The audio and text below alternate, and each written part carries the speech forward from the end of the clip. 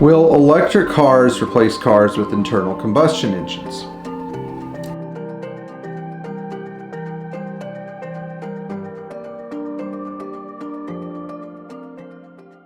So, I'm addressing this topic because I want to look at two sides of an argument. There are some people that seem to think that internal combustion engines are going to go away, even in things like trucks or jets or other apparatuses that, other machines that require a large amount of power to drive them. And so I think most of you know what side I'm on, but in case you don't, I'm going to clarify. I think the idea of the internal combustion engine going away completely is a ridiculous question. I also think that the idea of governments banning cars and fossil fuels is also a ridiculous question. Now, why should we consider these questions? Well, I think that some of us who are maybe predisposed to hopelessness and depression, but like our classic cars, might be of the mindset that they're going to take away fossil fuels, and because of greenhouse emissions, they're going to make it more difficult for us to own classic cars or drive them every day. I also think that some of us who are who tend to think that they have no influence over the future of energy policy, and it's always like in the hands of somebody else, might also need to hear this message. So let's look at the argument, or actually rather the concern.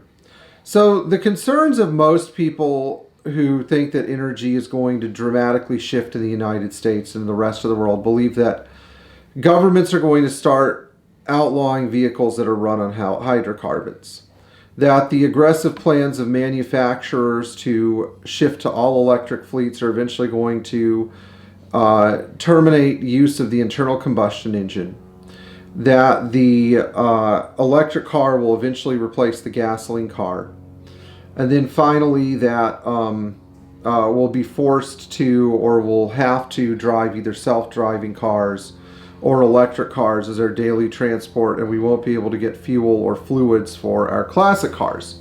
And so we're going to look at each of these arguments, and I'm going to debunk them one by one because I think that some of them are ridiculous and they're more fear-based than logic-based. So the first one about car companies forcing us into electric cars by switching all of their fleets to electric is a pretty valid argument, because car companies are starting to come out and say we're going to be all electric by 2020 or 2030 or something like that. And what we have here is we have another version of a corporate ruse that I think is not really based on the truth here, because automotive manufacturers tend to lie about things to act like they're going to appease regulators until they can get regulations to change in their favor. A good example would be corporate average fuel economy standards. The United States government had demanded a CAFE average of about 40 miles per gallon during the mid-'80s in the form of something like a 10-year plan to try to get fuel consumption down. Now, while the U.S. automakers initially signaled that they wanted to comply with the government by making more economy cars, at the end of the day, their full-size fleets and their fleet averages did not come up. GM made an honest effort with its big diesel engines, but they were keen to abandon the diesel engine concept as soon as the government relaxed its CAFE standards. Similarly, even Mercedes Benz launched the 300 SD turbo diesel and kept providing diesel engines as a way of getting their CAFE standards up so they could keep getting the United States market under control. But nowadays we have companies that, while they really don't have a total lineup of fuel inefficient vehicles like Chrysler did in 1970 or something like that, you have to pay a gas guzzler tax. So it's easier to tax somebody who wants a car that uses more fuel than to tell the car company they have to spend billions of dollars making their fleet more efficient. So it's easier to tax a person based on their choice than punish a company until they get their standards up, especially when it's not tied to something like safety or crash test durability, or something that affects the safety of the car. Now, a second part of this argument would probably be that there are some manufacturers that just are not going to do this, that are smaller manufacturers. For example, nobody wants an electric Ferrari, or Mazda is not going to, lose all their engine technology they've developed just to go to all electric. Likewise, companies like Volvo Trucks or International Harvester are not going to abandon decades of diesel engine development that's produced reliable long range trucks so that they can make a 250-mile electric rig that takes 10 hours to charge up to full capacity. That's not a good and economical argument. So remember that companies that are efficient and business-minded aren't making false promises, whereas you have stupid companies, Mercedes Benz being one of them, a company that's run by a bunch of people that make a lot of false promises. There you go. So one of the other arguments I mentioned is that people are afraid that their cars are going to be regulated off the roads. Now, remember that when you try to regulate something out of existence, usually the people that are hurt most by regulations are people at the bottom end of the economic spectrum. Luxury cars, electric cars, one and the same. Electric cars are upper middle class or, upper class sort of innovations that I think that it would be cost prohibitive for people who don't have a lot of extra time, or maybe work in situations where they're in their vehicle all day because they're blue collar, they're working on HVAC systems or plumbing, they have to drive their vehicle around a lot.